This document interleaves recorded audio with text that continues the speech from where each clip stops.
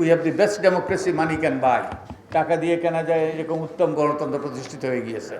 তো এটা কোনো গণতন্ত্র নয়, এটা হলো রাজনীতির ব্যবসায়ীকরণ, ব্যবসায়ের রাজনীতিকরণ, যার ফলে কোনো ওই যে কোনোটাই ভালো চলছে না, কোনোটাই সঠিকভাবে চলছে না। আমাদের রাজনীতিতে দুর্বৃত্তদের প্রবেশ ঘটছে, টাকাওয়ালাদের প্রবেশ ঘটছে, এবং রাজনীতিতে বিরাজনীতিকরণ হচ্ছে, এবং আমাদের ব্যবসায়ও সঠিকভাবে যে সম্পদ যেইভাবে বিনিয়োগ হওয়ার কথা, যে উৎপাদনশীল খাতে বিনিয়োগ হওয়ার কথা, সেই উৎপাদন সাথে বিনিয়োগ না হয়ে, উৎপাদন খাতে বিনিয়োগ না হয়ে যে অনুৎপাদিত খাতে বিনিয়োগ হয়। তো এই টাকার খেলা আমাদের নির্বাচন ব্যবস্থাকে কলুষিত করেছে, আমাদের গণতান্ত্রিক ব্যবস্থাকে চরমভাবে ক্ষতিগ্রস্ত করেছে। তো আমাদের এইগুলো পরিবর্তনের জন্য কতগুলো আইনি সংস্কার, বিধিবিধানের সংস্কার করা দরকার। আর আমাদের সুষ্ঠু নিরপেক্ষ নির্বাচন নিশ্চিত করার জন্য কতগুলো প্রাতিষ্ঠানিক সংস্কার দরকার।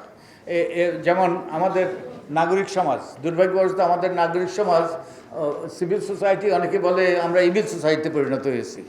আমরা অনেকে যে দলীয় ওই যে দলের পক্ষে কাজ করি, কিংবা অনেকে ভয় পেয়ে এখন চুপ করে গিয়েছে গত সরকারের আমলে। আমরা জানি অনেকে তাদের আর কোনো সোচ্চার ভূমিকা আমরা দেখি নাই, যারা অতীতে সোচ্চার ভূমিকা ছিল, কিংবা তারা ওই যে দলের পক্ষে ইনিয়ে বিনিয়ে সাফাই গিয়েছে অনেকে।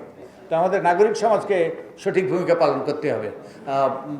একজন বিখ্যাত জুরিস্ট বলেছিলেন, একটা রাষ্ট্রে নাগরিক চেয়ে গুরুত্বপূর্ণ পদ নেই।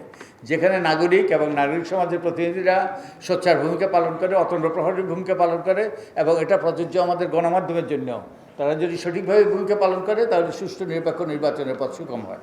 এবং একই সাথে নির্বাচন কমিশনের সবচেয়ে গুরুত্বপূর্ণ প্রতিষ্ঠান।